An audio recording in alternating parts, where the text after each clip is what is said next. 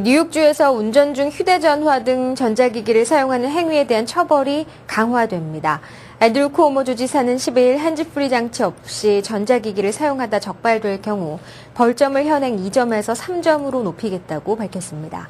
이 조치는 의회 입법 과정을 거치지 않고 행정규정 변경을 통해 곧바로 시행될 예정입니다.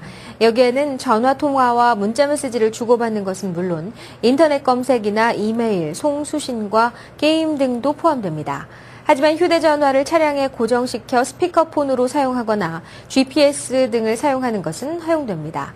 이 법은 서명 즉시 발효됐으며 종전되로 최고 $150의 범칙금이 부과됩니다. 9.11 테러 이후 10년이 돼가지만 미국 공항들의 보안 상태는 여전히 허점투성이라는 조사 결과가 나왔습니다. 14,000명 이상의 사람들이 공항에서 제한된 지역으로 들어갔고 약 6,000명의 승객들이 제대로 검색을 받지 않은 채 검색대를 통과한 것으로 추산됐습니다.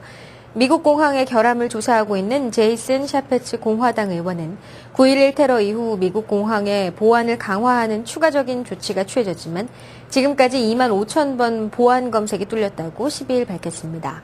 국회 청문회를 앞두고 있는 샤베츠 의원은 이는 457개의 민간 공항에서 공항마다 매년 5번 이상 보안상 허점이 발생한 것으로 놀라운 수치라고 강조했습니다. 아이가 많은 이민자가 인구 증가에 크게 기여하고 있는데도 미국 전체 인구에서 아이들이 차지하는 비중이 사상 최저 수준으로 떨어진 것으로 나타났습니다. 2010년 인구 센서스 결과 아이들이 미국 인구에서 차지하는 비율은 24%로 사상 최저 수준이었던 1990년의 26%보다 낮아졌습니다. 아이들이 총 인구에서 차지하는 비율은 앞으로 더 떨어져 2050년에는 23%로 낮아질 것으로 전망됩니다. 반면 65세 이상 노인 인구 비율은 현재 13%에서 2050년에는 20%로 높아질 것으로 예측됐습니다. 이같이 전체 인구에서 차지하는 비율이 노인들은 증가하는 반면 아이들은 낮아지면서 노인 인구를 부양해야 할 미래의 노동력 감소로 인한 부담이 커질 전망입니다. 미국에서 1900년대에는 전체 인구 중 아이들 비중이 40%로 높았던 반면 65세 이상 노인 비율은 4%에 불과했었습니다. 경기 침체의 여파로 많은 미국인들이 성인이 된 자녀들을 재정적으로 돕기 위해 정년을 늦추거나 은행 대출까지 받고 있는 것으로 조사됐습니다. 선 아메리카 금융그룹과 노령 문제 전문 연구단체인 에이지웨이브의 공동 조사에 따르면 55세 이상 미국인 가운데 절반 정도는 자녀들에게 재정적 지원을 해야 할 것으로 예상하고 있는 것으로 나타났습니다. 또 70%는 특히 성년이 된 자녀들을 지원해야 할 필요가 있을 것으로 생각하고 있는 것으로 조사됐습니다. 이 같은 조사 결과는 자녀들이 성인이 되면 재정 문제는 스스로 책임져야 한다는 생각에 따라 금전적 지원을 하지 않던 과거에 크게 다른 추세를 보이고 있습니다.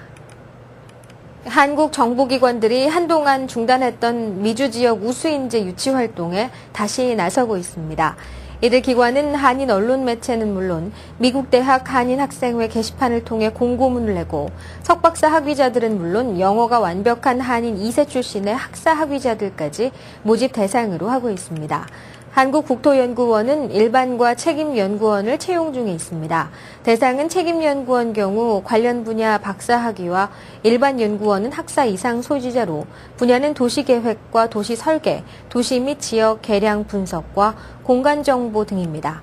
국방과학연구소도 2011년 하반기 정규직원 채용에 미주 인재들에게 기회를 제공하고 있습니다.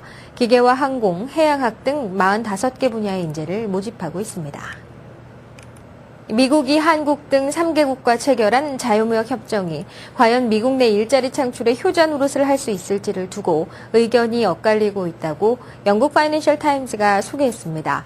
파이낸셜 타임즈는 미국의 지난달 고용 창출이 예상을 크게 밑도는 18,000명에 그치자 한국과 파나마, 콜롬비아와 각각 맺은 FTA가 미국 내에서 빚어낼 일자리 효과를 각계가 민감하게 분석하고 있다고 전했습니다. 우선 미상공회의소는 지난 11일 열린 일자리 회담에서 한미 FTA가 28만 개의 일자리를 만들어낼 것으로 예상했습니다. 그러나 미 시민단체 퍼블릭 시티즌은 FTA에 새로운 일자리가 생긴다는 주장이 한쪽 측면만 생각한 것이라며 잘못됐다고 주장했습니다. 반기문 유엔 사무총장은 아프리카 북동부 지역 주민 1,100만 명이 수십 년 만에 최악의 가뭄에 시달리고 있다며 생존을 위한 긴급 지원이 절실하다고 호소했습니다. 반기문 총장은 유엔 기구가 필요하다고 제안한 16억 달러의 구호 자금 중 절반밖에 전달되지 않았다면서 회원국들의 조속한 기부를 촉구했습니다. 그는 이번 위기로 인해 주민들이 치르는 희생은 재앙의 수준이라며 더 이상 기다릴 수는 없다고 말했습니다. 반 총장은 아프리카의 가뭄 문제를 논의하기 위해 유엔 관련 기구 수장들과 긴급 회의를 소집했으며 아프리카에 필요한 물자를 기부할 국가와도 개별적으로 접촉할 예정입니다.